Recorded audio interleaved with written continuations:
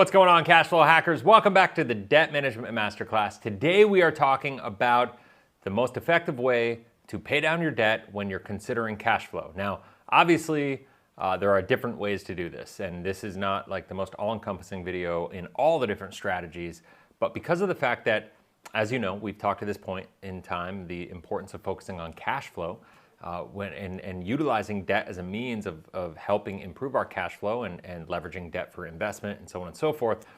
How do you determine what debts to pay off fastest, what debts to prioritize paying off at all, or are they actually productive debt? How do you actually know this? And so while there may be other methods out there like the debt snowball or debt avalanche or things of that nature taught by Dave Ramsey and other people, I like this strategy called the cash flow indexing strategy way more than anything else because of the fact that it's designed, and I'm going to hop right to the board here, but it is designed to help you measure the impact of each piece of debt on your monthly cash flow, okay? You can see that right here. Now, basically what we have to do for cash flow indexing is we have to take this right here. The cash flow index simply is taking the total debt balance, dividing it by the monthly payment, and that's going to equal your cash flow indexing score. So I want to use a couple examples here, and I'm just going to go through a couple examples, make it really, really clean and easy to understand as I go through here. But ultimately, as we do this, I want you to understand that when we go through this and we get the score, there are different scores that you can receive. The lower the score, the more negatively impactful the debt is on your cash flow. So, you know, we're going to have scores ranging anywhere from, let's say, 10 to 500, right? Potentially. I'm not going to use those in examples, but you could have a cash flow indexing score of 10. You could see the first one here is 25.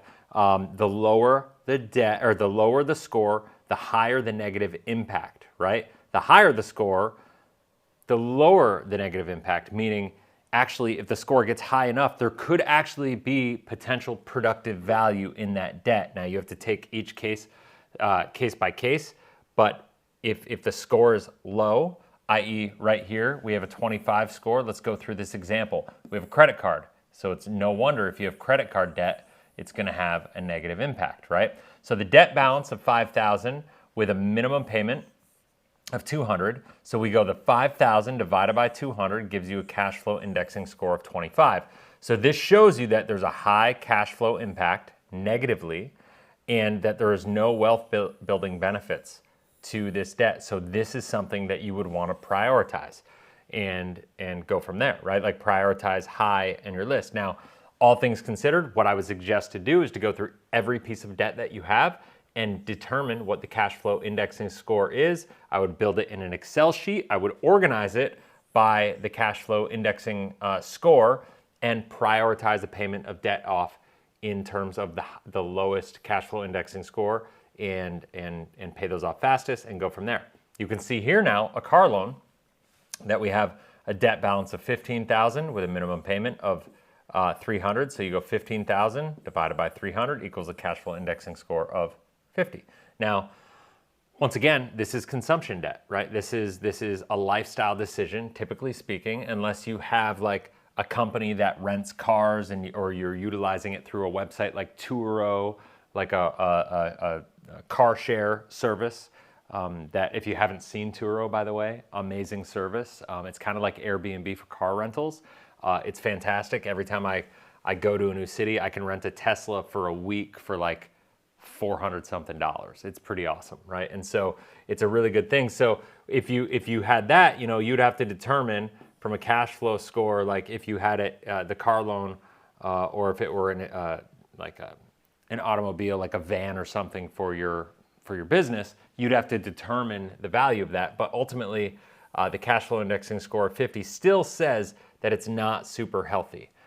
You want to get upwards of 150 or more, at least 125 or higher, to be considered to have the potential of being productive debt, meaning helping you get progress towards your financial goals, right? And so then example 3 here, we have a rental property mortgage, right? This is obviously a big one. So Now we say we have a debt of $200,000, but because you have a monthly payment of only $1,000, you go 200,000 divided by 1,000, and now we have a CFI score, a cash flow index score of 200. So this has the potential productive value. Obviously, the big difference here to understand is that worth it. There's a lot of things going on because of this is the fact that this is real estate. It's not necessarily all about cash flow, even though cash flow is important. There are some variables in this property that I'm not going to get into all the details here that you'd want to take into consideration, but there's a couple things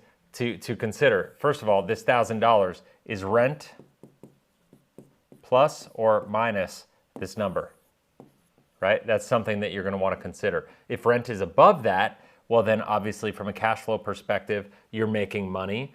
And you know, let's say your rent is $1,050, right? So now we know that we're making this $50 cash flow, which is about a 5% monthly cash flow that we're doing on this, and that's great. But then the other thing about rental property income that you got to take into consideration, because it's not just all about the cash flow, it's about the fact that you have your tenants paying down your mortgage, right? And so they're paying down your mortgage and they're building in more equity into the house above and beyond the cash flow. So there are tax benefits, there are all these other things. It's one of the reasons I love utilizing cash flow hacking for real estate specifically, and my whole cash flow hacking idea, even though it's evolved a lot, really started with real estate at the forefront because of the fact that not only do you get the cash flow, but you actually get the building of wealth utilizing other people's money. So you get the cash flow increase along with the growth of the asset. It's kind of like earning a dividend in a stock, but getting a lot better benefits with it, right? Like you get paid the dividend, and when the stock goes up in value, you're getting both the dividend and the increase in the valuation of the company. Well, real estate, you get the same thing, but you get a lot better tax advantages, you get a lot better deductions and write-offs and all these things that go with it. And so that's a really powerful thing. So what I would say as we go through this is that there are some rules that I put in place. Anything from a 0 cash flow index score of 0 to 50, what we want to do is pay off as soon as possible, okay? With a score of anywhere between 50 and 150, you want to evaluate the context, right? Using that car example, like you gotta understand what is the context of that loan, because there's different values to that different score. It becomes borderline once you hit this 50 range, right? Of what's the context of what is the return that you're getting for that debt? How are you utilizing that debt? Sometimes there could be higher interest debt that leads to a higher or a lower cash flow indexing score, but maybe the returns that you're getting are worth it for you, so you just gotta kind of look for it. But if it's a 150 plus score, this is productive debt typically. So this is the debt that you're just gonna wanna manage. You're gonna wanna pay. This is, you're going to want to just make the monthly payments on a regular basis, but you don't typically accelerate pay down. All right, so if the goal here is to think about enhancing and maximizing our cash flow, this is what it comes down to. Any cash flow index score with a ranking of 0 to 50, we want to make sure we pay off that as soon as possible. Anything between a 50 and a 150, we want to evaluate the context of that debt. You know, like I said, the car debt might be productive debt and it might be detrimental debt. It might be just consumer debt for like a personal car. And so you have to evaluate the priority of paying that down or not paying it down based on cash flow that it's producing or not producing for you. Anything with a 150 plus score for the cash flow indexing score is most likely going to be productive debt, meaning not only are you able to create cash flow out of it, and you're not going to want to accelerate that pay down, but what's going to happen is, typically speaking, this is going to be some sort of real estate or business loan, and what's going to happen is you're going to be able to utilize other people's money to pay that debt down, which is even more productive than anything else. So that said, I would say at the end of the day, like anything else that we've been talking about, is the goal here is to align our money with our values and beliefs. And if our values and beliefs lean towards what we're trying to do is create a cash flow investment strategy that's going to help us reach financial freedom much faster, which is what we're doing, then we have to look at our debt and have it work in unison with the rest of our plan, right? And so it only makes sense to utilize cash flow indexing as the strategy to manage our debt, right? Because that's going to be the direct correlation from a strategy perspective to make sure our money is operating and being measured with the same variables and being measured with the same objectives. That's a really important thing to understand. Now, the thing I would do now is I would say go to all of your debt, get the cash flow index score for every single one of them, and make sure you go through and you organize them, put them in an Excel sheet, make sure that it's all organized, and you can sort and order them accordingly. Come up with your plan to go from there.